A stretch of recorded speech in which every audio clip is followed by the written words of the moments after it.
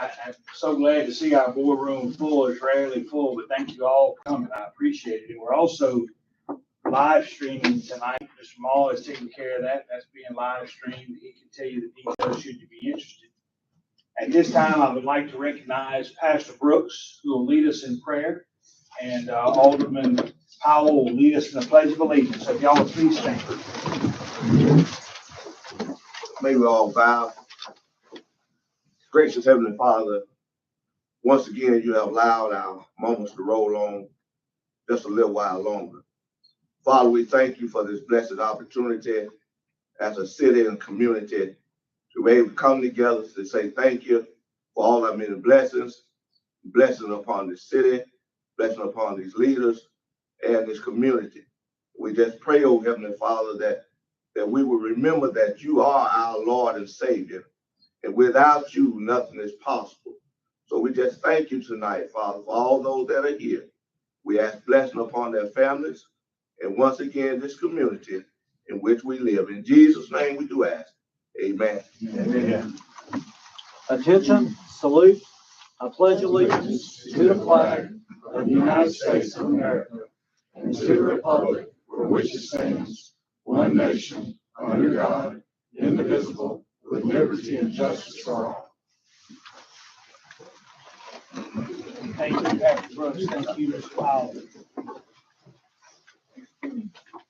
Tonight on our agenda is consideration of a sports complex. And before we recognize, or before I give a few comments, I want to recognize the real stakeholders in that, some of whom you'll hear from tonight. Stuart and Katie Warren are Gluckstadt residents. They own and operate Turnkey Properties Real Estate. They own the property where this complex is being proposed for construction. Stuart and Katie, thank you for being here tonight with us. Thank you, sir.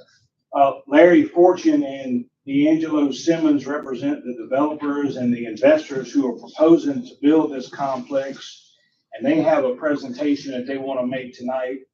And I'm certainly going to get out of the way and let them do that momentarily. Thank both of you guys for being here and coming here tonight. As a little bit of a backstory, in August, Mr. Fortune reached out to me by email about a potential sports complex for our city. Within a few days of him reaching out to me, I met with Mr. Simmons, Mr. Fortune, and the Warrens at my office to discuss this. I think that at the time, their real purpose for wanting to meet with me was to try to sell me on the value of youth sports and how important this would be. And it didn't take long to sell me on the value of youth sports because I played youth sports. And I always like to say I learned more between the white lines of a ball field than I ever learned in a school or in a book. And I spent a lot of time in school.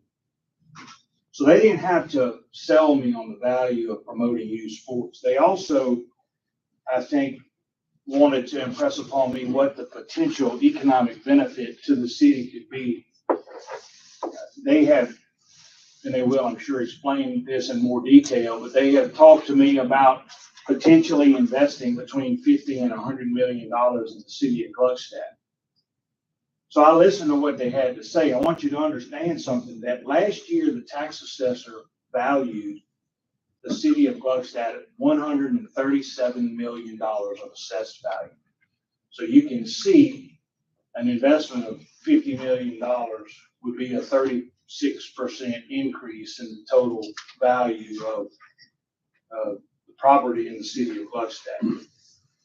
That, of course, doesn't contemplate all of the other money that people who visit our area would spend. And I know those guys will have a lot to say about that. Within 30 minutes of me meeting with these guys for the very first time, I wanted to sort of give them some reality from my perspective.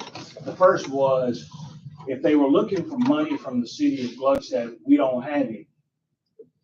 As a city that's only 2.5 years old, we have a hard enough time hiring and paying police officers, filling potholes, doing the things that we're tasked to do as a brand new city. And so it would be foolish for us to invest our money, taxpayer money, into this because it's just not the right time for us to do that. 30 years down the road, a city like this may be much better equipped and positioned to do that. Mr. Fortune told me, I don't need your money. So we got past that. Second thing I had to ask was skeptically, why Gluckstadt, Mississippi? And I'll let him answer why Gluckstadt, Mississippi, or talk about why Gluckstadt, Mississippi. So over the next several months, we talked and met, and they decided that it was time that they make this presentation in public. That's why they're here along with Stuart and Katie Warren, and I welcome them. And I want to recognize them, and guys, the floor is yours. Thank you, sir.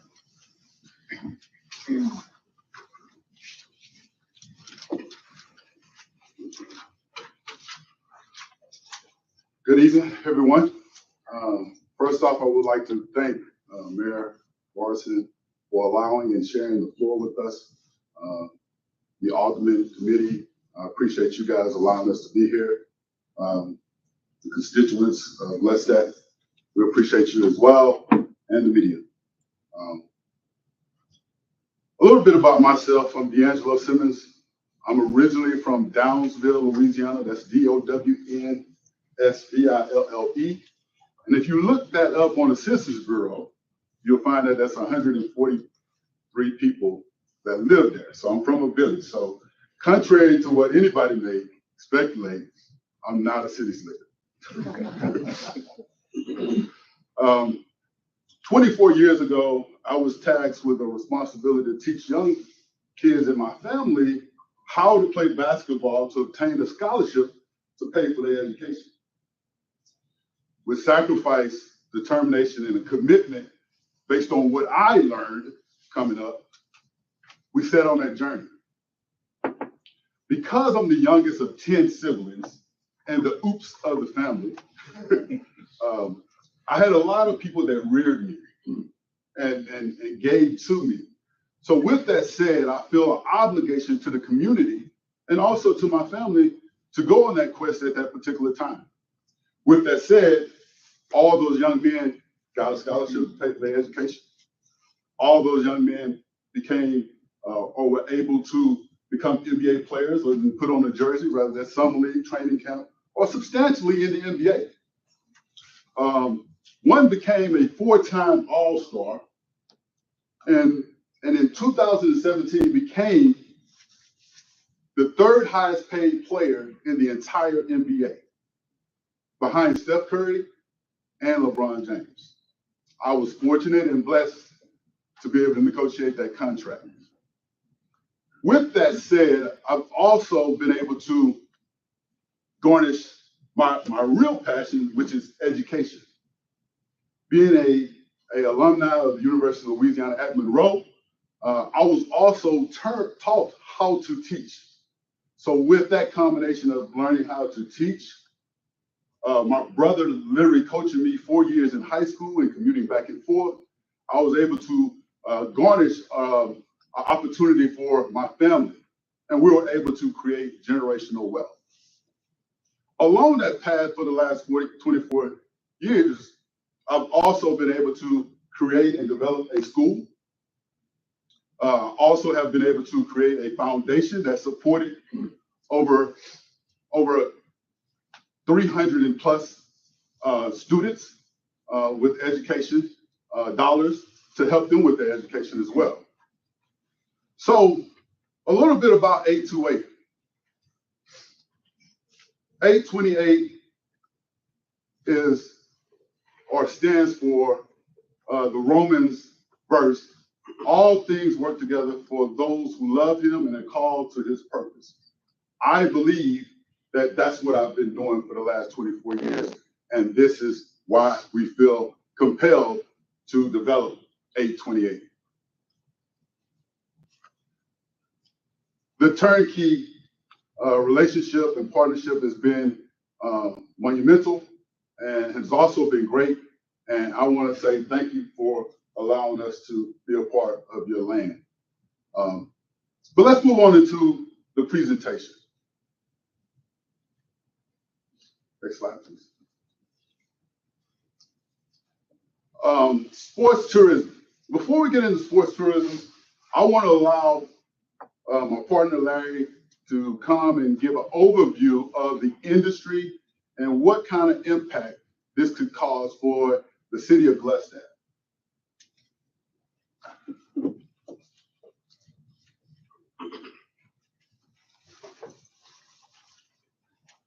Hello, everybody. My name is Larry Fortune. I am a native Mississippian. Grew up in South Jackson, Mississippi, played sports there, and eventually left, found my way flying in the Air Force. A little background on me. That led me to the Wall Street business. Don't know how I made that correlation, but ended up in California for the last 20 some odd years, working as a private equity boutique.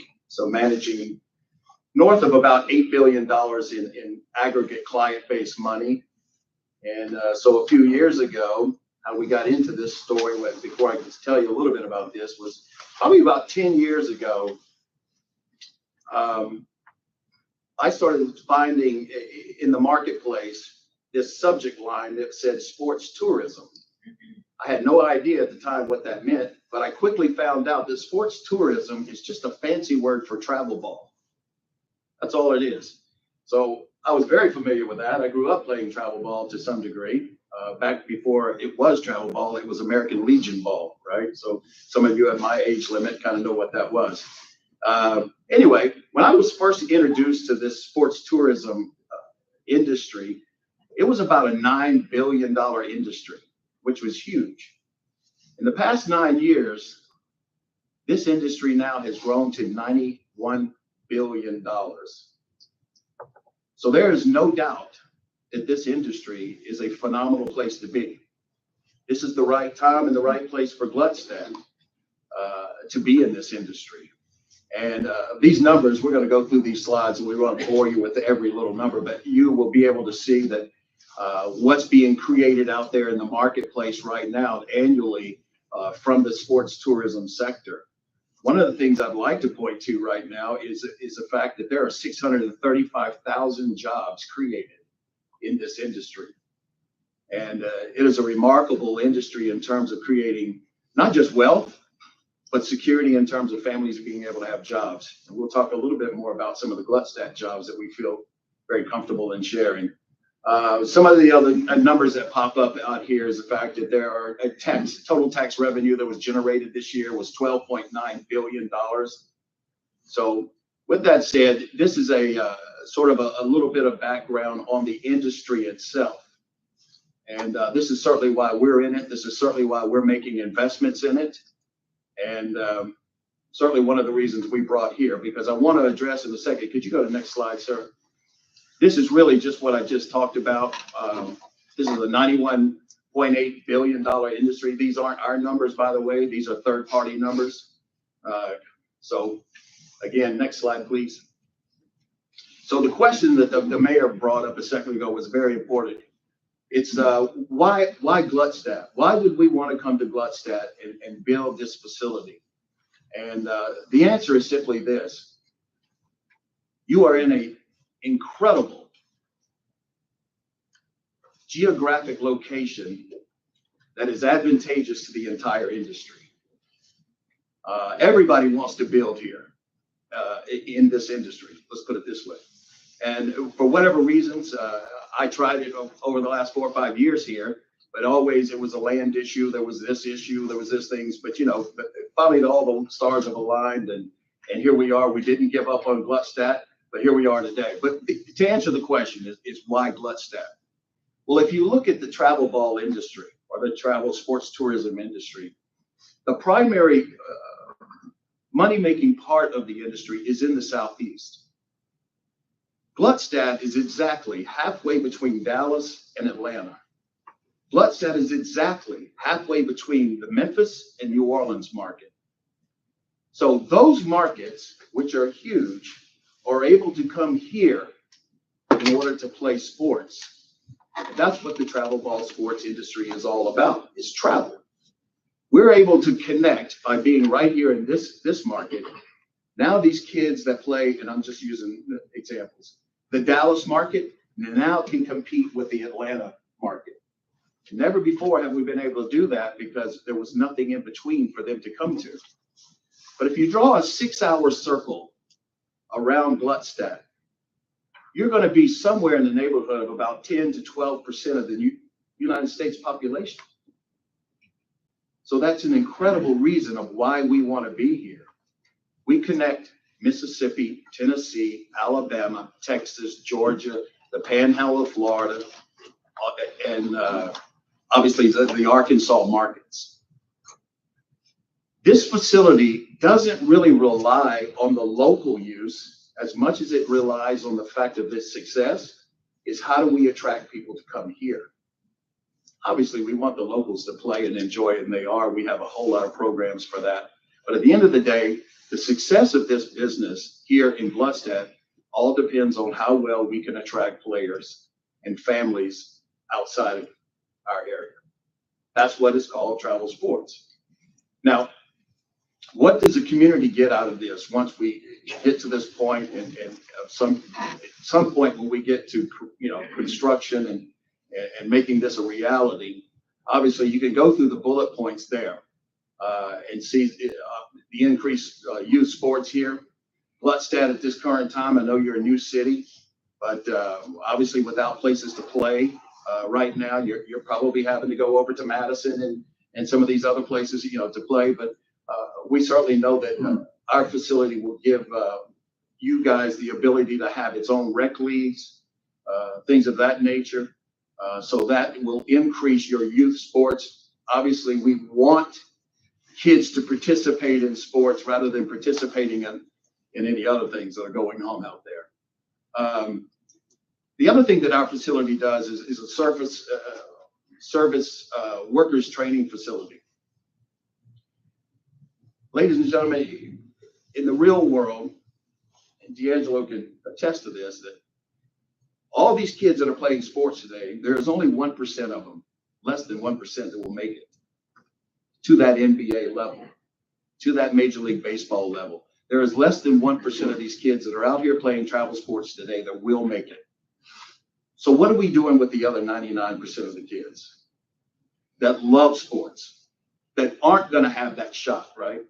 So what we have in our programs is Mr. Simmons is obviously an educator. We're able to teach kids in one of our, you'll see it here in a second, but in part of our sports training is how do you become an umpire? How do you become an agent? How do you become a team owner? How do you become a broadcaster? So all of those things that are around sports that not necessarily because you're between two lines playing, those are the training opportunities that we will give these kids here at this particular location. And it won't be just our kids, which we will focus on, but there will be kids coming from all the region and able to learn these things, sports medicine and so forth. So it becomes just much more than just lines on the ground that we play between. And obviously we can talk about social impact initiatives. I think you can probably ascertain that on your own. So I want to move to the very first bullet point up there, and it says economic impact. What would we think, or what does our data say about economic impact upon building this facility here? Well, what we can say is if you look at comparables, right? I will show you an example of about 4 or 5 markets that are very similar to Gluckstadt. And it may not be in terms of the city size or population size, but it also could be that this is a facility the same size of what we're proposing to build here. So if you look at Rocky Top, which is in Gatlinburg, Tennessee, right? Small town, but everybody visits. I think a lot of people here in the South know about Gatlinburg. It's a great getaway place. But at the end of the day, they spent $30 million on building a facility like this. Today, they are enjoying $126 million in economic impact in that town. And they attribute that number to this facility. What are they looking at in terms of hotel room stays? 63,000 room stays in Gatlinburg. Now, a lot of that is tourists, right?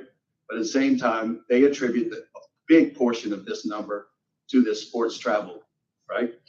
So I'll try to go through a couple real quick. Myrtle Beach, we're nowhere close to Myrtle Beach. Myrtle Beach has got a beautiful beach and all of those things, but their facility is smaller than the facility that we're proposing to be here. 2015, this facility opened. It cost them around $12.5 million to develop. It's an indoor facility. Probably got 10 basketball courts, 20 volleyball courts, that sort of size. Today, they are enjoying $119 million in economic impact for that town, all attributed to this facility. They have 43,000 room stays in an annual year. I'll give you a couple more real quick, but I wanted to give you an idea of how important the economic impact is. If you look at Cedar Point, which is up in Iowa, they spent $42 million to develop a facility sort of like ours. This is a very small town. Today, they're enjoying $20 million in economic impact. They produced over 25,000 room stays. So that's the beauty of this. We're not going to lie. We're in it. We're a profit organization. We are a for-profit organization, but you guys are in the economic impact business. And this is how this partnership should be formed. These travel families come here, they spend money, and I'd like by a show of hands, how many of you have kids that are in travel sports, or you know kids that are in travel sports, right? You've all been there, right? So you know what's coming out of that pocket, and you know what the costs are when you travel. And so what we would like to do is make this a centralized place for the Southeast.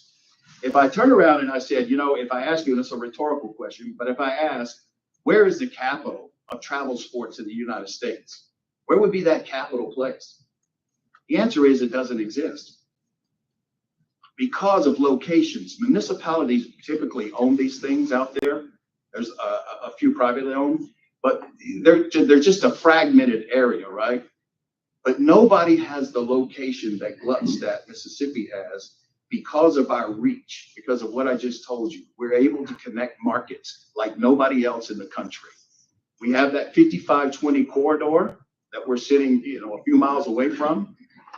That is a strategic advantage, and that's why we want to be here. Next slide, sir. Workforce development. We talked a little bit about that. There are so many jobs out there. When you have 635,000 jobs in this industry, we believe that we're able to offer our kids here how to get into the sports tourism business. How do you manage this facility? It doesn't run by itself, by the way. We have about seven little colleges in this town, and correct me if I'm wrong. I think there's close to that number. We look to do internships, not just with those colleges, but our high schools, right? You have Germantown, MRA, there's several of these schools in this area, but we would look to build relationships in terms of internships, jobs, but the other jobs that you got to learn is sports medicine. Since we've had this release, by the way, I know that it caught a little bit on the bad side in some places, but at the end of the day, the positive things were we had some local big healthcare providers, hospital in particular, that reached out to us and already wants a meeting in terms of becoming our health partner, our sports medicine partner. The hospitality industry. We didn't come here with a hotel in our pocket, but since this release happened on Tuesday, we've been in contact with 2 new hoteliers that want to be a part of this. So the hospitality industry, sports management, we talked about that. These are the workforce development things that we bring that is just not about sports. So next slide, sir, please. To make this run, our partners are much more than these entities that I just talked about. We all come, everybody that's in our company has come from what I call one of the 3 big leagues, right? So the NBA, the PGA, Major League Soccer, Major League Baseball, and all of their player associations will be involved in this particular project. We all, everybody on our management team has a relationship or either come from the leagues.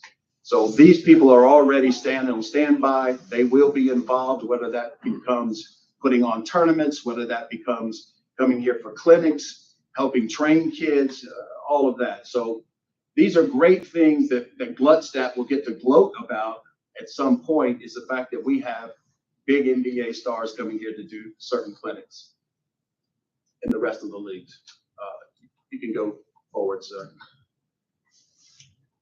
One of the things, again, outside of the court, right? Outside of the four lines, outside of the football lines, outside of the diamond,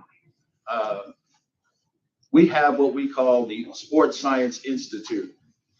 This is where we will develop and work with partners. We already have relationships out there where we would work with people like Gatorade or Nike, some of the technology, big technology company here. What are we doing to make these games bigger, better, faster, and stronger and safer? So technology becomes a huge part of all sports. And right now, there's not too many places in this country that are working on those type of developments, right? As we know, AI is coming on board, right? Artificial intelligence. That's going to be implemented into all the games at some point. What does Gatorade's next generation drink look like? Well, they don't know that until they come and test and work with our kids. We talk about technology that can grade sweat evaporations. How fast is this kid's heart beating? Nike has wearable technology. We become a hub here in Gluckstadt for those partners that want to come here and test certain technologies out. And we help develop those technologies right here in Gluckstadt, Mississippi. So all of the big guys that you can think of that are in the sports business, whether that's baseball gloves, whether that's Gatorade. And if you think about Apple, how is Apple involved in sports? Whether they're involved or not, we can say this: every kid from 8 to 18 probably has a phone these days. So they are the next generation phone users. And so we have those partnerships already lined up. We're working with them in other markets. They are looking forward to coming here and progressing some of that data and stuff in development of technology. You can go to the next slide. So now I want to talk a little bit about what this destination is. What is this 828 destination is? You're going to see a picture of it here in a second, but here are just some ideas. The focus of this thing is there are going to be 3 domes. When I say domes, we're not talking about like the Superdome. Ours is called the Megadome, but the Superdome is a brick and mortar facility, right? Ours is an air dome. It's supported by air. It's very unique, but it is it's very costly, meaning not costly in terms of, it's cost savings, I'm sorry, very cost savings. But these air domes, there's not a lot of them in the country. There's certainly not one that we know of in the Southeast that will be a 400,000 square foot dome. We have 3 on our campus. So in these domes, there will be a hotel that wraps around the Megadome, and you're going to see a picture of that in a second. But again, it will be indoor and outdoor. So we're covering indoor sports. In the Megadome itself, we'll be able to have about 17 different sports that we've identified so far. I mean, that, you know, we typically play. That could be anywhere from dance competitions, gymnastics, basketball, volleyball, certainly indoor pickleball, because that seems to be the craze these days. We don't have any indoor pickleball here in town. Maybe we have 1 or 2 courts, I think, somewhere. But those type of sports. People always ask me, or often ask me, said, Larry, how is the growth? How did this market become, or this industry become from a 9 billion to 91? I always like to say, because we always used to be focused a few years ago just on the big 3, you know, football, baseball, basketball. But if you look at dance and you look at cheer teams and you look at spirit teams, and now you look at band and you have STEM programs where now these kids are competing with technology, right? Robot fighting and all of these things. That's a huge growth. But one of the things that is driving this market also to grow is the fact that pickleball, I don't know if any of you have played pickleball or, I think we've all heard of it now, right? But pickleball has become an adult sport. We've always been driven, this market has always been driven by youth sports, right? But now we have adults playing pickleball that are traveling around the world and playing this game. And it is a craze. We call it a cult. It's a cult following. But this is why it's growing here. And anyway, that's what our one of the indoor things that we're talking about in here, one dome is what we call an aqua dome. That's where we will have competitive swimming.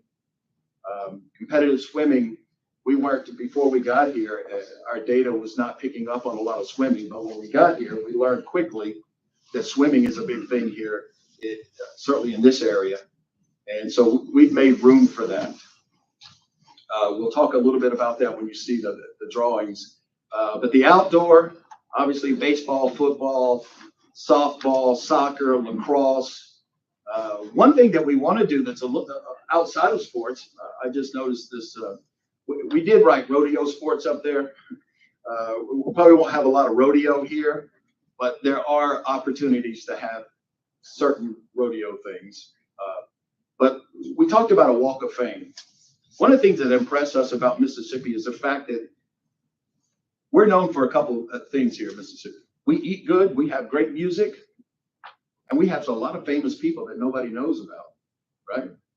And so one of the things that we wanted to do was put a walk of fame in around our facility. And that's where we will recognize some of our famous Mississippians as they walk around, because again, these are people that are coming from outside of the state, and we have an opportunity to teach them about our culture, about our people. And so we will have this walk of fame thing where we will, be able to recognize famous people and bands and Elvis and Oprah and whoever else you can imagine, the Jerry Rices and Walter Paytons, they'll all be included. But that's an attraction itself. You can go to the next slide, sir. So indoor sports, I've talked a little bit about that. Obviously, we've mentioned about 10 up there. The difference between what we say 8-to-8 programming versus bid and rental is some of the bid and rental mean that we would bid those tournaments out. Most of the tournaments we can create ourselves.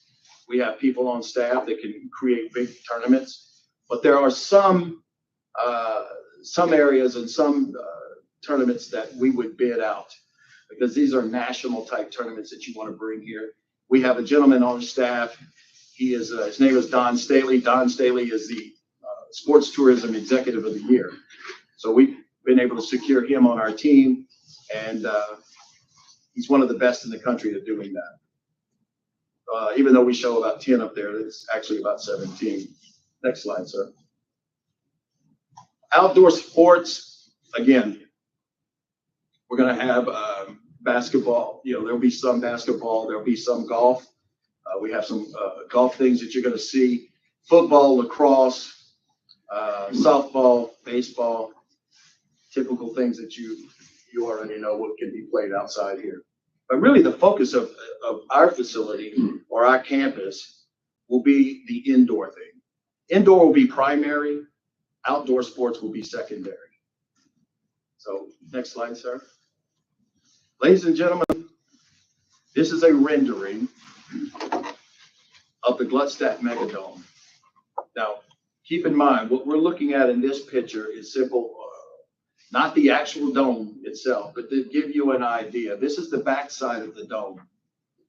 This dome is 400,000 square feet, supported by air, and we'll have a hotel with a restaurant, office space, meeting places, offices of that nature. But this gives you just a kind of a concept drawing. We won't be able to provide the actual rendering and the architect piece until we get with city officials, the city engineers, people like that, so we can make sure that we're in code and then, but I wanted to show you this example here of what one of the domes would look like.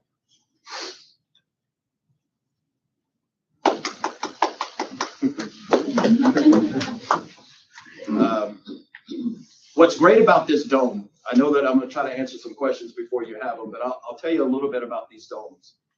These domes can withstand up to 150 miles per hour winds. So obviously here in Mississippi, we deal with a lot of tornadoes that pop up. We deal with a lot of weather things. But these domes can withstand up to 150 miles. We've never had a safety issue in all the years that this is done. Our manufacturer that we use has never had a safety issue at all. They are supported by air. They have these airlock doors that are attached to them so you can go in and out.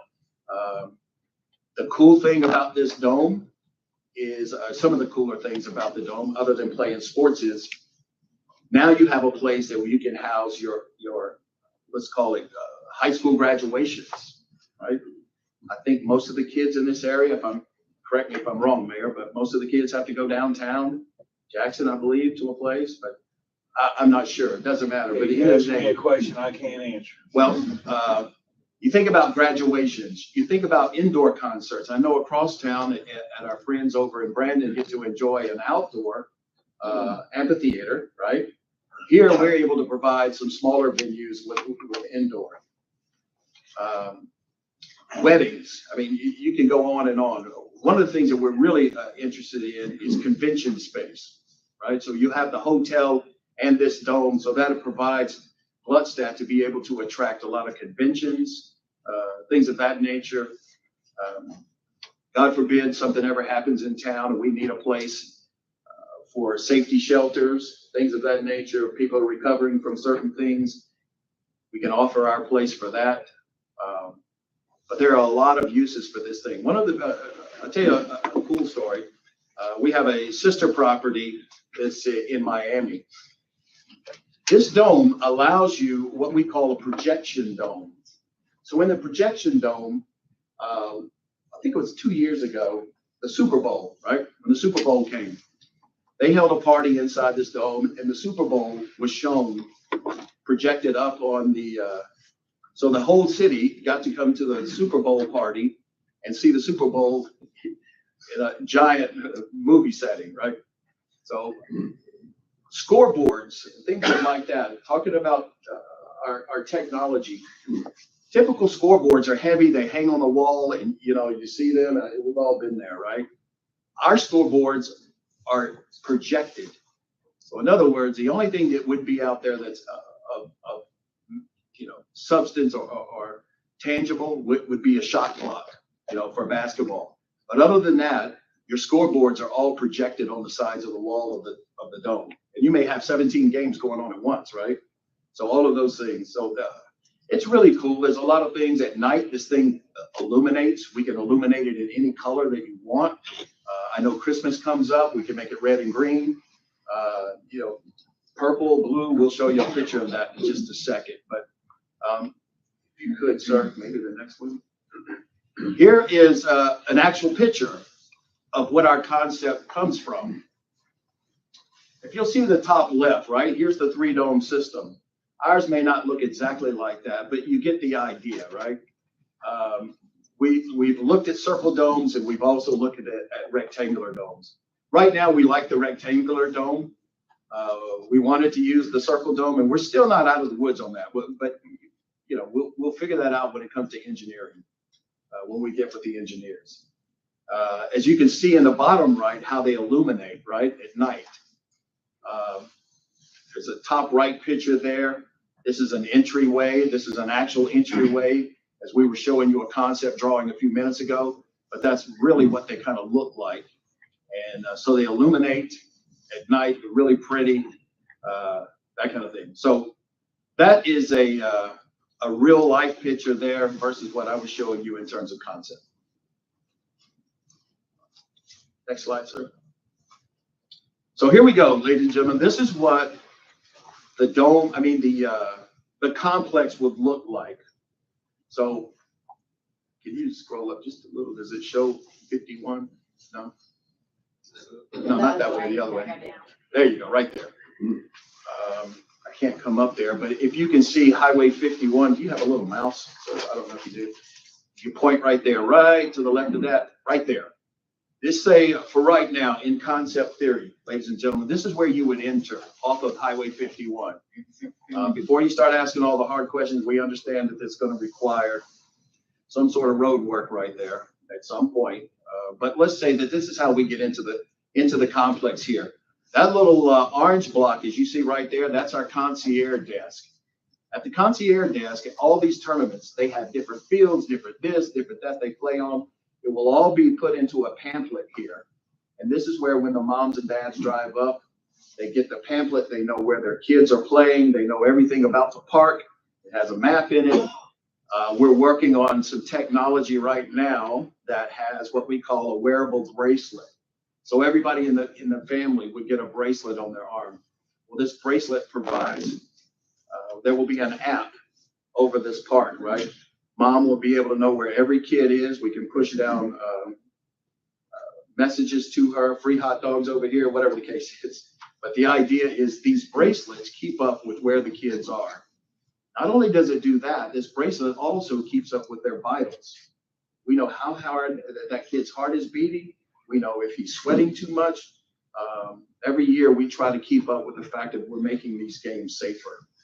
So mom can look on her app and see if her son or daughter maybe be having, some sort of problems. But this is where you would get all of that information is you have to go through a security checkpoint and our concierge desk.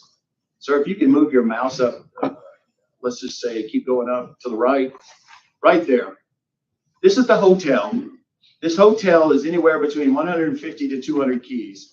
Obviously, we're in conversation right now with a couple of hoteliers. We don't make that actual decision on exactly how big it is, but that's what our plans are for. This hotel will sit in front of the Megadome, and it will be, again, 150, maybe 200 keys. You can see its own little swimming pool right there. That's the hotel swimming pool, but it will connect into the Megadome in about 3 or 4 places. There will be a fine dining place inside of the hotel, and office places. There will be probably a gift shop of some sort. And okay, sorry if you want to. And then obviously, when you're looking at the Megadome in this concept picture, it's 1,000 feet long, 400 feet wide. Sir, if you'll go to the far right in that corner down a little bit, right there are zip lines. This is just a typical old zip line place. We'll be able to, kids can do their zip lines. Adults can too if they like it, not me. But that's a zip line area. The gray places that you see with a P, those are all parking lots, by the way. Okay, sir, if you'll go behind the Megadome to that big parking lot right there, that'll be a major parking lot. We saw a concept picture earlier, a slide that kind of shows where the back entrance is to the Megadome. We will not let, you can't come to the hotel and go into the Megadome. We're trying to keep that traffic just for hotelier people or hotel people, those type of people. But most of the people will drive to the back and be entering the dome from the back. Okay, sir, if you'll scroll up a little bit, the whole thing. There you go. I'm just going to go around the park. You see this Gator Golf driving range? This is a traditional driving range that I know down the street and our neighbors are getting a company called Top Golf, from what I hear in the news. Ours is not Top Golf. Ours is Gator Golf. And Gator Golf is a traditional driving range, but you see it's over water. So what we've done is basically take our retention pond that's going to be needed, and we've converted that retention pond into a money-making opportunity. And this is where you will drive balls. And then we have a relationship with a golf ball company that makes floating golf balls. So that's why the balls, when you drive them, they look like regular golf balls, but when you drive them, they float in the water. But we also have these little gators that pop up out of the water. They're mechanical, by the way, not real gators, but they pop up out of the way, and it gives you, golfers, you know how all of us, when we go out to driveways, we try to aim at something. Instead of aiming and trying to hit it over the walls and all that, we give them some gators that pop up to aim at them. So that's why we're calling it Gator Golf. But it also keeps up with how far you're hitting balls and that kind of thing. Right behind the Gator Golf, there's a little green circle. Sir, can you see that? Right there. That is a putting green. A lot of times, I hate to admit it, but I'm a father. I get it. When you come to a dance recital or a dance competition, dads are itching to go outside and walk around. So we've given them a place that they can come and putt and have a cigar, whatever they want. But it's not all about dads. Moms can come out there and putt if they want to. But that's just a little area to putt and chip balls. The Aquadome. Now we're at the Aquadome. We talked a little bit about this. This is the competitive swimming. I met a family here before the meeting started. They're a swim family. Obviously, our landowners are a swim family. But this will be a competitive swimming area, indoor, so that we can have tournaments year-round. And it will be a long pool. So we're not sure exactly how many lanes will be at this time, but we can shorten those. The other cool thing that we have inside the Aquadome will be a water park. So this will be like your traditional water parks with slides and, bells and whistles, and the kids can play and the splash pads. And so that will all be in this Aquadome area. And again, it's indoor, so that most water slide facilities, are seasonal because they're outdoors. Well, we cured that problem, and now you get the heated pool, heated water slides, that sort of thing. So that's where that is. Sir, if you'll drop down right to the right, you see that little go up right there. This is what we call Food Truck Alley. This is where there'll be an open space with a lot of outdoor seatings, but we're going to invite the community that has the great food trucks, as you see around town, and we all love and love to eat off of. We will invite them in. They can have a place here, certainly on tournament weekends or special events. So you're not tied down to just one restaurant. You're able to utilize Food Truck Alley for foods, especially at weekends. As you know, most of you raised your hand about travel sports. You typically have a concession stand that you go to, and it's got peanuts and a hot dog. But here we're going to open that up a little bit. But the great thing about having this is we are infusing Mississippi's culture into this park. Again, we're relying on our outside neighbors that want to travel here to Mississippi, and we want to show them our great foods. You will never see on one of our properties, you won't see a Chick-fil-A or a McDonald's or a Burger King, because anybody can get that down the street. We're offering those specialty things because we want even our local people to come on and be able to get foods that they can't get anywhere else. So that's the purpose of that. And if you look at the top left, that's your typical baseball diamonds. What's great about these baseball diamonds, these are flex field designed. This means that they convert from baseball to football. They convert from football to lacrosse. They convert from lacrosse to soccer. So these fields they can vary. They're fluid in a sense, and they can go bigger or smaller. We can play little league on them. We can play little league softball. We can play pee-wee on them, or we can expand them. And it's just a matter of going out there and making some adjustments. In the middle of the four diamonds, that will be, obviously your typical restrooms and some concessions. Now, as we travel down inside the park, you'll see the Sports Institute Dome. The Sports Institute Dome is, again, this is where we're going to do a lot of sports medicine. This is where we will work with technology partners. This is where our kids will learn different educational pieces, things of that nature. There will be pitching tunnels in there, training facilities that don't require you to go, out on the field, things of that. But this is where all the data and everything will be kept. Esports is huge. I'm sure it's huge here in Mississippi as it is around the country, but we have a lot of kids. I'm sure that the ones in here that do have kids, they go home and the first thing they do is they start playing. So we're creating a esports place inside of the Institute Dome that allows those competitions. But then if you travel down, I'm saving one thing. To the right of that is a restaurant. We're working right now in conversation with a restaurant that is a sports themed type restaurant. This will be where families can go I don't want to use their name, but let's just say that we've seen commercials where you go in and you play the games and you eat and all of those things. It's a restaurant just like that. It's a family style restaurant, but this is more sports oriented type thing. Okay, as you travel down RV parking, we find that there are a lot of RV trucks, campers, whatever you want to call them here, that come with travel families. So we'll have an area for that. But when there's not use of that RV parking, we can convert that to many other things that can happen out there, whether that's drone flying, things of that nature. And I saved this last piece for a reason. To the right there, you will see this, it says obstacle course.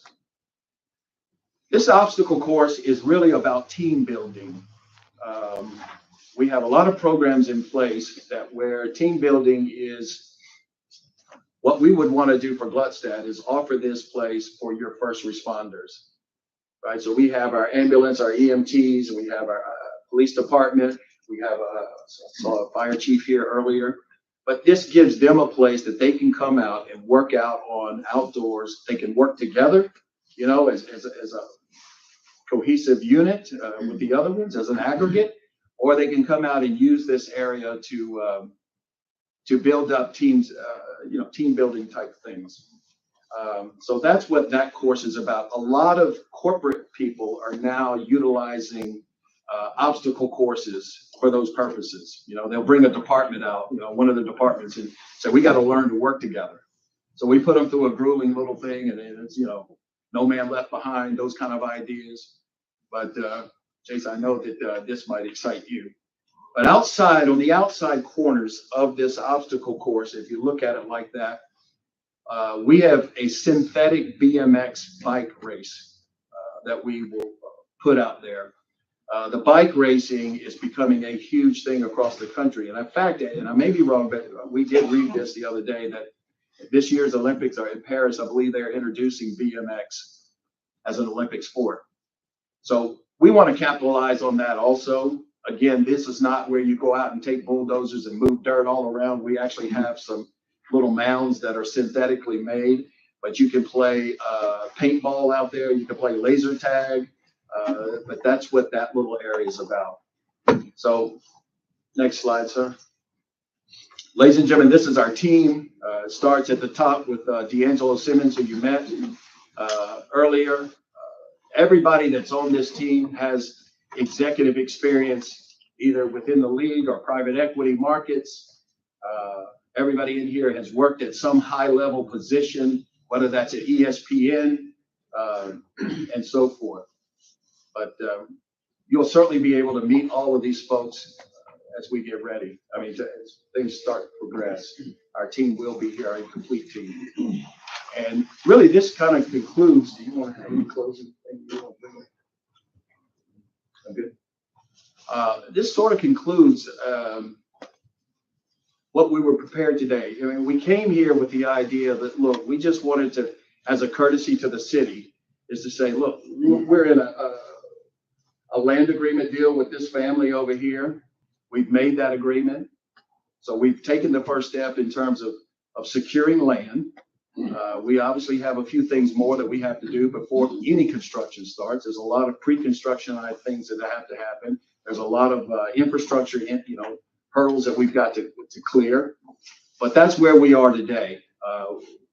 We are seeking probably a change in the zoning.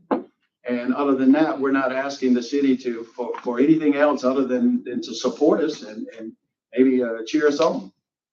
But that's where we are. So I thank you for your time, and I'm assuming we'll answer questions or something. We will. I'm sure all of these folks have questions.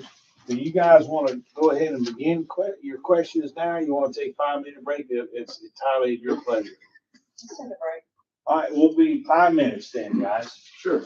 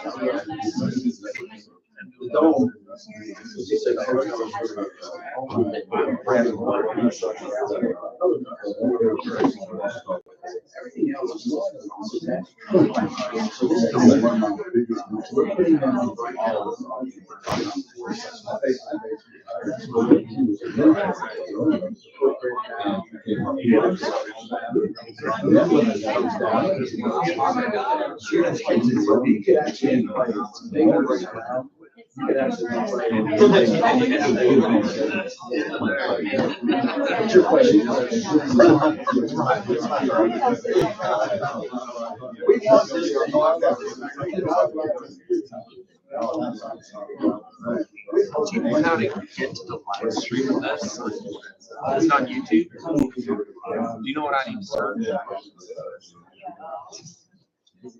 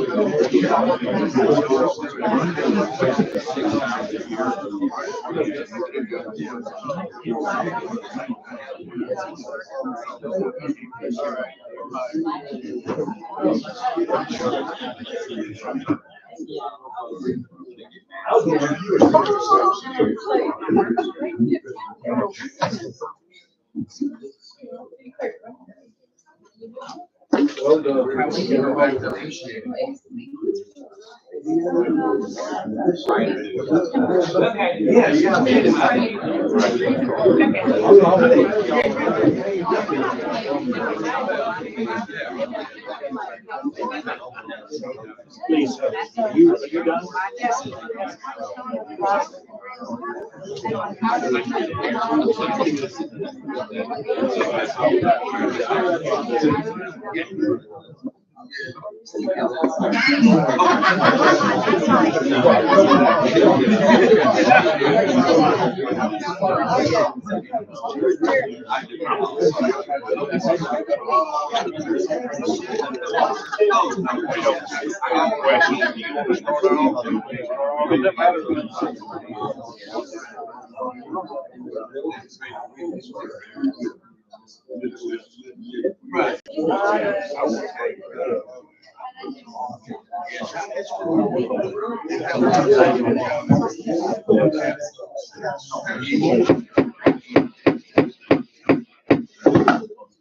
All right, guys, thank y'all.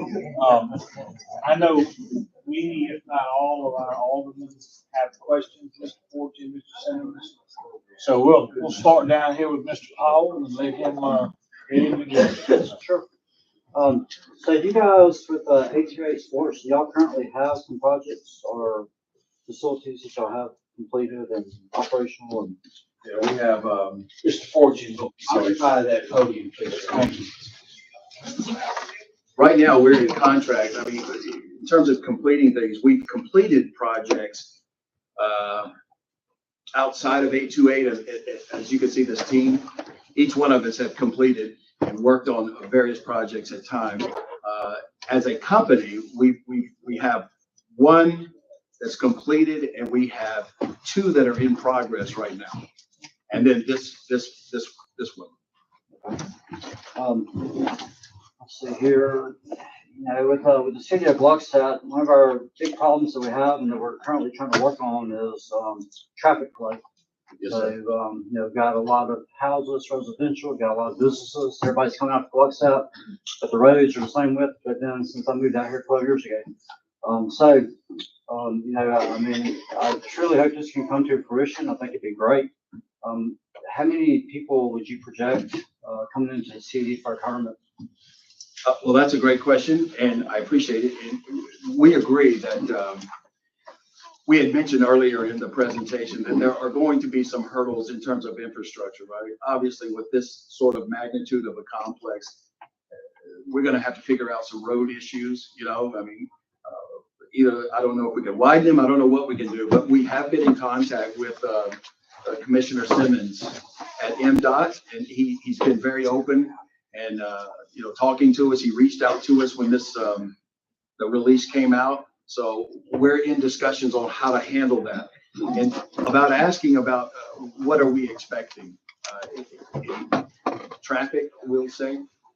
Well, we go off of what we call a percentage. If you look at the percentage tells us, and the data tells us, we could face up at our maximum when, I'm not talking the first year, right, or the second or third, probably in that fourth to fifth year, you could be somewhere in the neighborhood of about 1 million visitors per year. So that's a lot of, it's a lot of traffic, and a lot of, if you're looking at what these other markets, remember I was going over the other markets, and if you're thinking that 45,000 room stays in a year, right? So you can take that times 3, and you're getting up into those numbers somewhere in there. I mean, it's depending on how many terms, but it's all controlled, by the way. You know, I'm just telling you what data says you could do because of our I-20 55 corridor. You take that into the equation, and then you take that 6-hour circle, right, that I was telling you about, if you draw it around the Gluckstadt. So I'm just being honest with you. The data says that you could somewhere around 1 million people, but we have the ability to control how many come and do it based on how many tournaments we do and what size tournaments we participate in. We're certainly not going to overload the system. That would do us harm versus, you know, I'd rather have a supply-demand issue versus an overpromise, under-deliver in terms of people. So I hope that answers yours. All right. I know that you guys are talking about the land use and everything, so, do you have a time frame that you want to proceed with this? I mean, y'all thinking in a couple of months to try to get the ball rolling, or are you thinking a year to get the ball rolling, or? Well, again, what we've done today and what we've announced publicly is the fact that we've entered into a land agreement. We have an agreement with the landowners. That's the very first step. Now what we are doing, now that we have the land kind of in our control, so to speak, I'll just use that in air quotes. Now we have to assess what are the hurdles that we've got to deal with in terms of, you know, leveling the land. We've got a whole bunch of those pre-construction ideas that have to be handled with engineering and architects and that nature. But once we're up, once we get that part settled, this is not a very long process. And the reason it is not a long process, and I'm going to put about an 18-month process. The reason is because there's not a lot of brick and mortar, right? You're talking an air dome that is easily constructed. All of our air domes that we've used in the past, by the way, it takes 4-6 months at the max for that to be inflated, done, put together. And then, you know, the only thing that would be was the brick and mortar hotel around it. But it's a very short process. The other things are just, you know, grass and putting up zip lines and things of that nature. So very short process once we get the land, part of that engineered and tested soils and blah, blah, blah. I guess my last question, so you guys are pretty much hitting all the sports and you're talking about BMX, because it's an Olympic sport. One thing that we're truly lacking in the Jackson Metro area is a skate park. Skateboards, skating is a huge, and it's an Olympic sport now as well. You got lots of folks doing it, young, old, all in between. So is that something y'all ever considered or looked at? Oh, absolutely. And, you know, we can't mention everything up there, but skateboarding, listen, I've been on the West Coast now for the last 20 some odd years. I can tell you it's a huge sport. Mississippi does that, you know, translate over to Mississippi. I'm sure it does. But we'll take any of these type things in consideration. But yes, skateboarding, BMX, some of those things will absolutely have a place for that. When I was telling you about that RV parking lot, there's going to be a lot of times that RV parking lot can be converted to maybe some skate ramps. You know, you slide them out, put them in. Indoor, we absolutely can put our skate ramps in and out. And depending on what type of, you know, they got rail skating, they have, you know, all the ramps, but we will certainly attend to that crowd. Absolutely. Thank you. Yes, sir. Mr. Powell, you done? Yes, sir. Thank All you. right, thank you. Mr. Slade? Thank you all for coming and making this presentation. It's been very impressive. I have to say that. My biggest concern is the funding and the city getting involved. Obviously, financially, we won't be involved, but I think we owe it to our citizens and everything that if we approve this, that it can come to fruition. Correct. And, you know, we've all read horror stories about something like this, you know, falling flat on its face halfway through or being complete, and people not having the working capital to fund it for, you know, 2 or 3 years or whatever, then it going under. And that's something that, you know, we, as leaders of the city, we've got to do everything we can to ensure that does not happen here. Correct.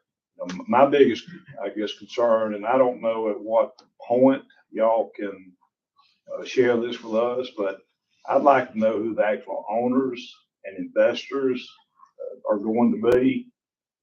And I don't know if this is a leverage deal, but I'd like to know, you know, the 100 million we talked about. Correct. I know roughly 50 of that is for, I guess, CapEx, the other 50 is for contingencies, working capital, whatever. But, you know, I want to make sure that the money is there. Sure. Either the cash has been infused or is committed or whatever. You know, obviously we're not going to ask to look at anybody's balance sheet or profit and loss or, you know, income statement or anything, but I think at some point we've got to know who the investors and owners are. And I personally want to be comfortable that the funds are committed and are adequate. Yes, sir. So, you know, I don't know if you're probably not in a position to even address that now. I can That's address it. fine.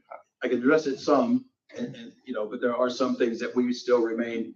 Obviously, when you're working with this family here, we don't want to get into, you know, their personal financials and ours, but in terms of ownership, 828, the investor and the Warrens will be the owners. So that part I can, you know, kind of tell you. There may be some other entities, but right now that is the ownership or the cap, you know, the cap chart right now is that. In terms of where, I think we would be more comfortable if we went into executive sessions to show you, you know, where those money sources are. I just don't think that this is an appropriate format to talk about those kind of things, but we're not avoiding that. I just think that maybe behind closed doors, we can talk about actual where the money is and who has it and where it's come from and how, and all of these capital outlays that we're talking about, what are our projections? What are our financial projections? All of that's been done. So we would gladly share that in a closed door. And, you know, I don't know if being on TV and streaming. Oh, yeah. Well, That's a fair approach, Mr. Yes. Porter. We don't ask anybody who wants to open a business in this city for their personal financials. But Mr. Slade's concerns are certainly legitimate. Oh, legitimate. Yeah, absolutely. I think that at the appropriate time in executive session to the degree that you can share that information with us. That would certainly be, I think, reasonable to do. We recognize that now in this forum is not the right one to do that. I got you, and I appreciate that. And, but at the end of the day, I don't think that we would come public, certainly in this format, we didn't have those ducks in the row. Because it would not do you any good for us to stand up here and look like that. Certainly wouldn't do our company any good. Certainly wouldn't do our families any good if we came up here and just proposing something that had no way of procuring. So I want you to feel confident that those things are in place. It's just a matter of today. I don't know if we're ready to divulge. No, I certainly understand that. appreciate That's confidential information. The only other question I had was about the dome. Y'all showed some pictures of actual existing facilities with that same construction. So that's not new technology or new engineering. That's been around for a while and established that. It has been. Our partners that are Dome Construction, they're out of Denver, Colorado. They are the world's largest dome construction company. They have projects all over the world. And so these are actual sites. They have worked with us on the design. They have worked with us tirelessly on how can we make this work in Gluckstadt. You know, the idea is that you look up there, sorry, when you see the three, these are actual pictures of actual domes in working order. When I see, I can obviously, and with the mayor's permission, we have some video that we can send. We didn't bring the video today for this presentation, but we can show you the videos of the domes and what they look like as a walkthrough. You know what I'm talking about? Mm-hmm. And you can see that there are several locations around the United States that have these.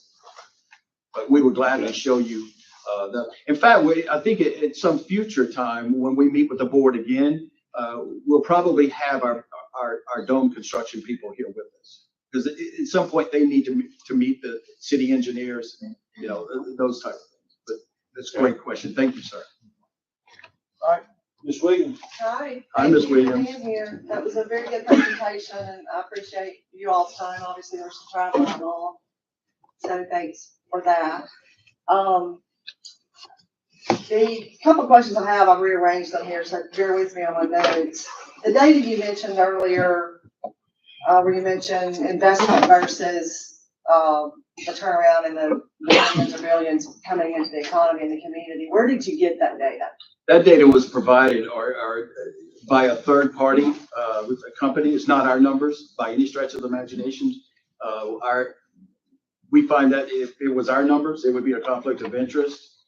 So we have two companies that we use that develop all of that data. So, but we can certainly show you the actual feasibility studies, right?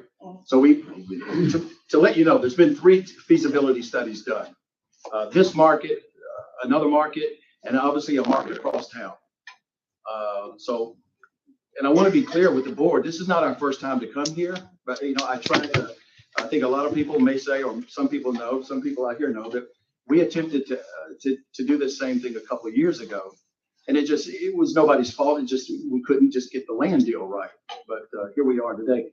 But to answer your question, these are third-party numbers by 3 reputable companies that are in this industry that do that. And we will certainly share those feasibility reports with you. Okay, that would be great if you could do that. Yes, ma'am. Another question I have is the hotel you mentioned. You mentioned 200 keys. Yes, ma'am. That's what it's kind of what the numbers want us to do. But we're in talks right now, which is to speak in good terms. When this release came out, we had some hoteliers that saw the release and have spoken up. The hotelier, based on what data we have, but they have their own data, as you know. They are looking at demographics here. We're looking at sports travel, So we have to merge those 2 data numbers together to find out what would be that size. Our architectural rendering that you're seeing today is about 150 to 200 keys. rooms. I think that's kind of appropriate based on, I gave you examples of other markets. And if you're looking at 45,000 stays, you saw in some of these markets, that little hotel won't be able to service it by itself, So we're certainly going to go out into the market and try to work with some other hoteliers that are existing, in the surrounding area that could partner up with us. But that certainly hotel won't service the entire facility. And this is, just to put that out there, I know that you're aware that there is a lake in the middle of, or a large proportion of one of these parcels. Huge lake. Yes. So you know that on the front end, you're gonna have those extra hurdles that are gonna have to be dealt with in pursuing any development whatsoever. Yes, And ma'am. you're starting to do your research, I would hope. Yes, ma'am. Stuart, can you speak on that a little bit? Again, we've worked with our school waters. I'm sorry. This is Stuart Warren. Everybody's taking notes. The landowner. We're working with Clay Cromwell with Headwaters, and we've already gotten, the lake is actually exonerated from that. We're digging a 4 to 5 acre deeper lake pond, kind of the Gator Golf area. It may not be at the back, it may be at the front corner, but we've already gotten preliminary approval from the Corps of Engineers. Have you? Okay. Yeah, we have. That was kind of the first thing we were concerned about. The lake itself's only a foot to 2 feet under the actual floodplain. So we don't have a lot to bring it up. We have a friend that's we've already kind of worked with them maybe to dig the pond, move the dirt. So we planned a lot of that already. Okay, thank you for that. But yeah, that is a very big concern. But we're close on that. Okay. You work with Headwaters, you said. Headwaters, Clay Cromwell. Yeah, okay, thank you. Mayor, could I ask a citizen to join us at this next question and comment with Mr. Fortune? Sure. Ty, you want to come up here? Mr. Fortune, I want you to meet this young man. His name is Ty Hoskins. I'm Larry Fortune. He lives in our community, not in our city limits. He is the owner, sponsor, rep for a local nonprofit boys basketball team. And they do travel ball. And I met him many years ago when they were selling barbecue chicken dinners because they were raising money to travel on their efforts to help take the burden off the parents and what have you. Sure. He and I've talked through the years, and I think he would be ecstatic knowing that this is coming to fruition. The question I want to present to you and have him also give any feedback if he prefers is the concern and comments that he's had as we have talked through the years. One day, Lisa, if the city were to ever do this is what we've experienced traveling, seeing, observed, and kind of our bucket list. On that bucket list is in the summertime when Johnny, Joe, and whoever else are out, and even girls that play indoor sports. Sure. Have you all talked about any program to kind of give back to the community? Great. For those children to be able to participate. Sure. And with you being in education, you've seen that struggle. Take that burden off the parents so it's not that whatever dollar fee to go join something. Yeah. And be able to have access to facilities, have a partnership, and that's Mr. Todd right there. What a great question, and congratulations, and thank you for doing what you're doing in the community already. To answer your question is absolutely. Some of the partnerships that you saw up there with the NBA, the Major League Baseball, there are a lot of grants available to us that we would use in order to do this. One of the things that we're, just to be honest, is one of the things that we're missing in this community is our participation, right? Travel sports, no doubt, is an expensive thing to be in. Some families are paying, depending on how many kids they have, up to $1,800 a month. That is burdensome, right? So what we're trying to do, and there's one way to say shame on us because we created this industry, right? But then there's also this thing, what can we do that everybody has equal access? If you look in Jackson, Mississippi, I think I was speaking to this gentleman over here, right? There are 7 high schools in Jackson, Mississippi. How many of those schools have an on-campus baseball field? Not one. That's a shame. When you move out into these areas, right, into maybe the suburbs areas, right, everybody's got their own on-campus football field and on-campus baseball field, right? We've got to do better than that. But what we're going to do with our facility is it's an all-access program. In those, meaning this, We will have grants set up. Certainly, we have nonprofit things that we already work on. So we will have plenty of space and time and energy for those kids to get to participate like anybody else. Excellent, thank you. Yes, ma'am. Todd, do you have any questions of Mr. Fortune? Another question, which is a major concern, if you keep up with youth league sports and you know that it is a growing concern for asylum officials, what would be safety protocol for the safety of officials? Because we know that it starts in the gym and sometimes it can carry outside into the parking lot, as we had some years ago, which had happened, and then there was someone who wound up losing their life behind that. See that guy right there with that badge? He's the guy in charge of making sure that doesn't happen. Well, I was going to say we were going to arm every referee with their own stun gun, but probably not the answer, right? But, no, really, one of the things that we talked about up here, to give you some idea, is we created an obstacle course, and I'm so glad that some of the law enforcement's here, because we're going to open that up. What we're going to do for Gluckstadt first responders, whether that's the police officers and all this, they will have free access. We're going to make sure that they are out there being able to participate. There's two reasons that we do that. One is because we want to give back to the community, and certainly our first responders, they deserve a whole lot more than what we're able to give them as citizens, right?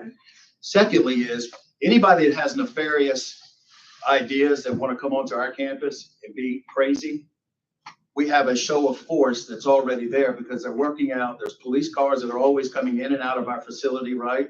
Because we want you guys to come. So we hope that that's a deterrent, right? But we are required by insurance purposes, right, that we have security on campus at all times.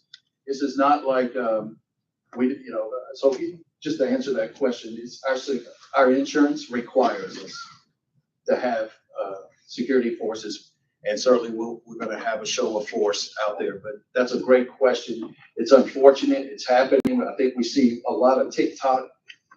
And social media makes it look a whole lot worse than sometimes it really is, but it does happen. And we're very concerned about that. But that's how we are going to address it, is the fact that you will have everybody that comes on campus. This is not an all access, right? Our campus has limited entry, and you have to go through the concierge desk to even get on campus. So that's a feature, right? We can't stop everything, but we will make sure that everything has a security officer available. We have to, by insurance purposes. And that goes into the next question. That's also a concern that Ty expressed to me years ago, is that on-campus presence and inside the facility presence with security, because things can go nasty in just a second. Oh, yeah. So you're prepared to bring that forward with your site. Yes, ma'am. We have to. Inside and outside presence of security. Absolutely. I mean, we would certainly meet with law enforcement here. We want to have some sort of plan, just like anybody else, a school plan. We live in a day and time where things horribly break out, whether that's at a school or anywhere else, but we would certainly come up with a plan with our law enforcement here and try to figure out how we can work with them, but we will have our own private security force inside. Excellent. Does that answer your question? Yeah. Do you have a number of probably how many that it may take to cover that area? I have no idea until I meet with law enforcement. That's a great question, but we'll certainly staff it and overstaff it. All right, that's good to hear. All right, thank you. I think I'm free. Yes, sir. Ms. Bates. I think most of my questions have already been covered, but I do have some questions for you guys in the executive session. Okay. But the three questions that I have, the sister property in Miami, what's the name of that property? There's the official name of that. You know what? I'll text it to you. Okay. Okay. It's not coming to my tongue. I'm thinking of when we were building another one right close by called Sunshine Racket Club but the one in Miami. It'll come to me in a second. I'll know it right before we leave. I promise. Okay, that's fine. Okay, and then I also was looking at you guys' organization chart on the last page, did not notice like an accounting manager or a CFO. Right. I'll go down the list right there. Obviously, you have our chief executive officer, which is D'Angelo Simmons right here. And if you get over to our chief operating officer, I'm the chief investment officer, which is a / CFO kind of role. But we have an accounting firm that we work with, private accounting firm that manages those type of things. The chief legal officer, we obviously have to have attorneys on staff, which we do. And then you can kind of go through the rest. But yeah, to answer your question, we do it in-house, but we also have an outside third-party accounting firm. And they are CPAs. Oh, yeah. As far as community events, so, Bloodstone's pretty small, and we don't have the area right now that we could host community events. Correct. Is that something that y'all are willing to offer the city? Oh, absolutely. I think one of the first things that we talked to the mayor about was, listen, until you guys can ramp up and start being able to have funds to build those things, what we would like to do, the only partnership we would have with you is more of a partnership of allowing your citizens to access our park until you can build your own parks, right? But why would you do that if we're going to build one for you? So we covered that with each other. But to answer your question, absolutely. We want the local people, the citizens, to be able to have access to this park.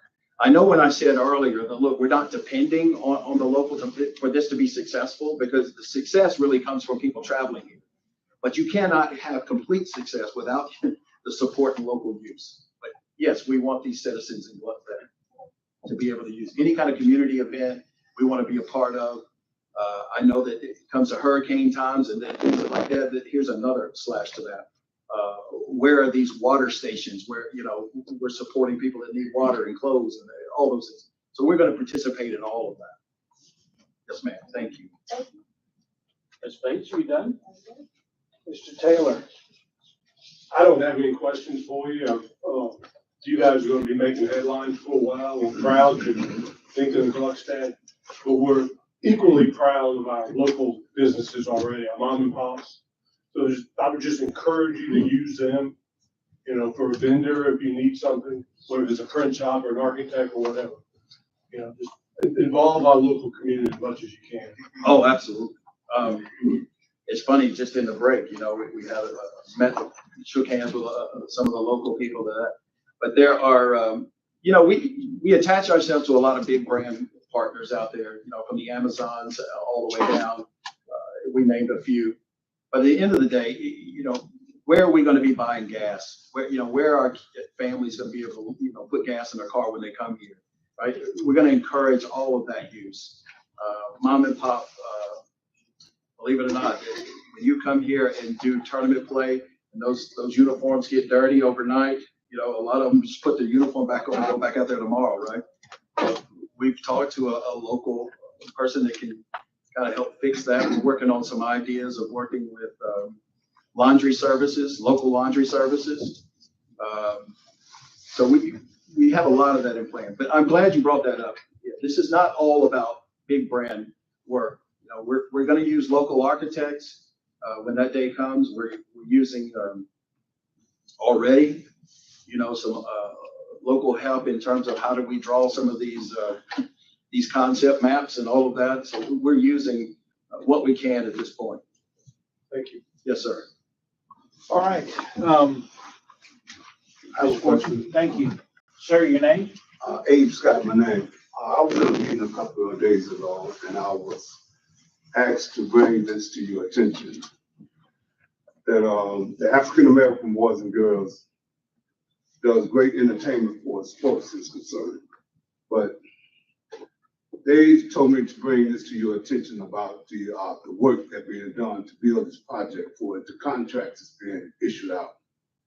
Of course, that we build highway roads, streets, roads, and everything, but we don't have access to own the contracts to these jobs. So they was asking me how would the contracts be issued out?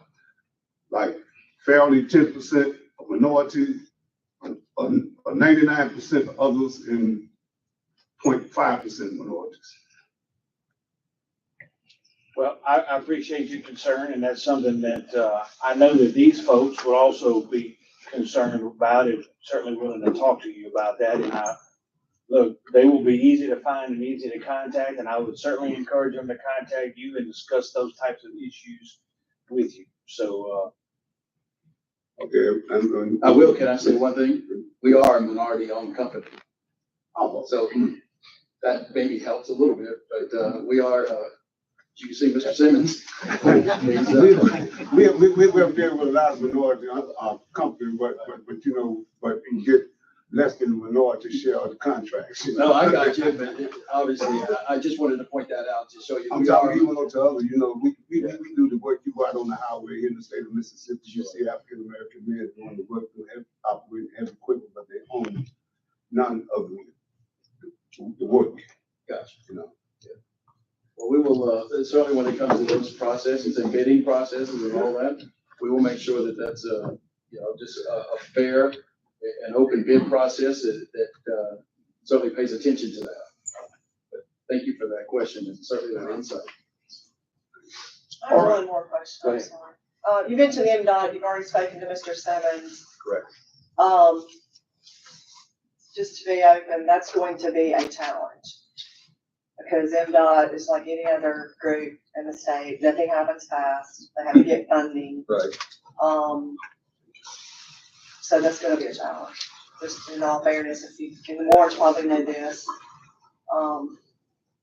A fast conversation with some results that PD is happening, you know, you'll need to really have worked out and figured it out. Yes, ma'am.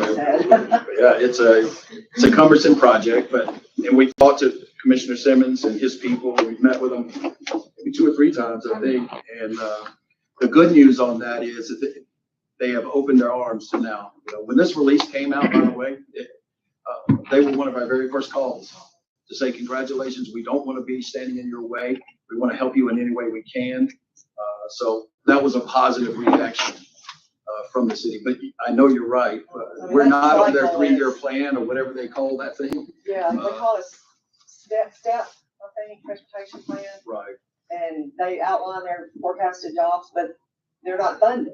They have to get the funding. That's correct. So you can want all day long, but the funding's not there. Well, there's, I'm glad you brought that up. You know, Mayor, real quick, there's a lot of federal grant programs that we are entitled to, not only because we're a minority-owned company, but we're entitled to a lot of things because of just being in the sports industry. So the federal government does have a lot of grants that we can tap into personally as a company that can help with MDOT, even though MDOT gets, right now, they should be flush with money considering that they just got a lot of influx of capital. But we'll see. But I appreciate you bringing that up. That is a true statement. It is you're working with a government agency. We move at their pace. This is true. Yeah.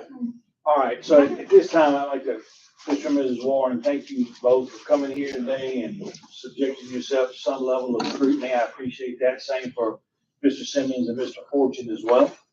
And, ma'am? I have one question. I am over at D1 Mississippi, and we do youth. But why don't you come to this podium and please, ma'am, tell us who you are. Hi, my name is Faith Young. I am a small business owner, but I also represent D1 Mississippi, which is a part of D1 Nation. And we do youth football, and we do travel football for ages 6 through 14. We just left DeSoto, Texas, representing Mississippi against 43 states. Our 9U was ranked 3rd seed, and our 11U was ranked 2nd seed out of 43 states. That's awesome. So we represent Mississippi, and we do all over Mississippi. But there is nowhere here for me to be able to host youth football events because we don't have a facility. So that facility that you are getting ready to create, will it have any availability for outside soccer fields that could be created? Because we rework those fields, so if there's soccer fields that could be created as youth football fields, in your preparation, could that be something that you could consider? Because this event that we just went to in DeSoto, Texas, we took over DeSoto. You know, we had over 43 states, including Hawaii, flying in there. I would love to see my state, my city that I live in, being able to host those events, to have something like that. And it only would create about 6 fields, because we create the time throughout, each state. But next year we're slated to go to Vegas only because they have a new facility that has those football fields, and then we'll be in Canton, Ohio, that has those fields. So while you are creating this, it would be great for you to think about something that could help to elevate our youth here, that we can host those events. Absolutely. So my question was, how many soccer fields or football fields will you have at your facility? I saw that there were 4 diamonds for baseball. Right. But has the outdoor soccer or indoor football been included? That's a great, and congratulations on your team and the success they're having. That's phenomenal. Sir, could you go to that slide that one? Ma'am, as you can see in this top left corner, we describe those as diamonds up there, right? But these are what we call flex fields. Flex fields can convert to football fields. There's probably 2 that you can put on each field, right? However, the cool thing is if you go into the Megadome, we have 400,000 square feet to work with. So this is about, I'd say about 9 football fields in length. So for Pee Wee football, I don't know if you play on a 100-yard field, but The younger ones don't. the younger ones don't, right? Right. So there is so much area inside of this dome that what we would do is when we get ready to start doing what we call programming, we're going to invite the public, for people like you, and I think there was a gentleman that came up a minute ago, that and we're going to hear out all the sports and tournaments that you would like to host. We would put you on a master schedule, and we would, you would be a priority for us because you are a local person that we want to make sure. And then we have to look at, really the schedule around that. But yes, ma'am, there will be plenty of soccer indoor and outdoor. All right, thank you, Mr. Fortune. Ma'am, your Hi, name, please? my name is Dr. Carla McCullough. I prepared something, so I'll be short. I am a local business owner as well as an executive director of a nonprofit and community advocate. My business partner, I'm also a native of Jackson, Mississippi. My business partner is former NBA player Eric Dampier. He was in the league for 16 years. He was a first-round draft pick. He's a Mississippi Sports Hall of Fame inductee. He's an assistant coach at MRA, one of the winningest teams here in Mississippi. He's also director and coach of multiple AAU teams, one of which is top 5 in the country. I want to mention this to you because we're both Mississippi natives. Eric and I are owners and developers of a 33-acre property in South Jackson. It's known as the Jackson Square Promenade. We're developing a work, stay, play facility. The anchor of that development is a sports complex. It's very similar to what we saw today. However, the primary focus of our complex is basketball and volleyball, because we don't want to be everything to everyone. We also will have other sports, including indoor football. Our team has been researching, planning, and developing this project for 3 years. We visited nearly 30 facilities similar to ours across the country. We have demoed over 200,000 square feet of building in preparation to break ground before year end. We also have a team of extremely established sports facility owners and operators who will operate this facility for the first 3 years to minimize any missteps that we might have. Our project has been broadcast on every media outlet that this proposed project was announced on as well. And it's because of our national and local partnerships that we've created.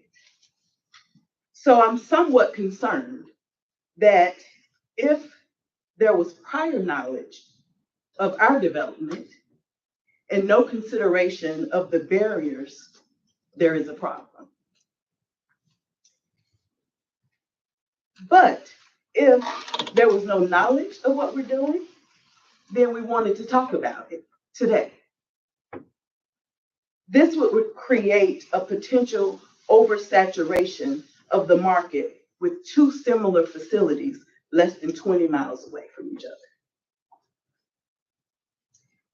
If the Gluckstadt development were to move forward, it would cause both facilities a reduction in revenue opportunities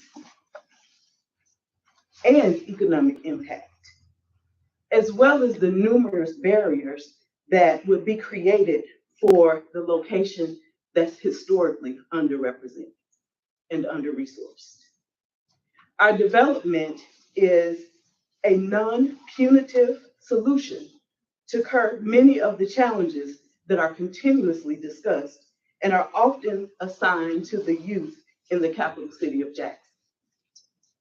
Our development will provide the youth with access to spaces where they can be themselves, feel safe, breathe, and find refuge, while offering ample room for any youth that can drive to our facility.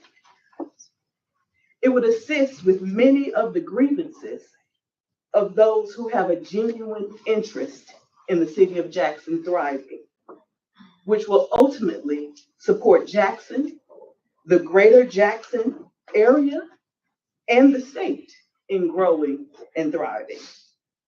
When our project is built, and it will be built, there will be significant economic and social impact that is undeniable from any onlooker. So I implore you, Mayor, Aldermen, Alderwomen, I don't know if Alderwomen is a thing, but I'm going to say Alderwomen, to consider what possible negative impact if this project is developed and approved as it was presented today, without any amendments that it could have on your neighbors, and more specifically, your neighboring youth in the city of Jackson. So consider that, and if it's worth it. Thank you, ma'am. All right, at this time, the board has a need to enter into executive session to discuss some of this and also some personnel matters within the city. In order to do that, we first have to enter into closed session. Is there a motion for us to enter into closed session? Make the motion, sir. Mr. Powell made the motion. Is there a second? Second. Mr. Slade seconded. All in favor? All right. Any opposed? All right, at this time, we're in closed session. I thank you all for coming. I ask you please to be excused.